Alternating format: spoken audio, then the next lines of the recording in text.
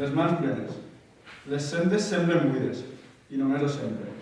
Les petjades d'antics caminants, aliens a paisatges i aromes, encara s'entredeuen als màrtens, als aixoplucs, entre la rocalla amuntegada amb esforç infinit per atrapar la lleugeríssima terra que cada nova tempesta s'emportarà per tornar-hi a començar. Sí que semblen buides les sendes, i només ho semblen. Són els renglons on hem escrit la història, els que només tenim mans, i peus i braços i poc més, atrafegats amunt i avall, sense gaudir ni un instant d'una vida esdevinguda en càstig.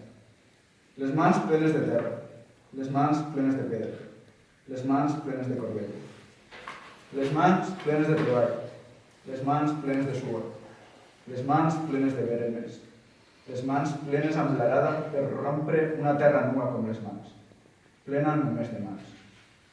Les sendes semblen buides, i només ho semblen. L'alè gelat de la matinada les transita inabastables. L'alè dels avantpassats les camina encara amb nosaltres, quan, quasi com un joc, les omplim de presències incuriosives, plenes de motxilles i telèfons, però amb les mans buides. Les mans buides de terra, les mans buides de terra.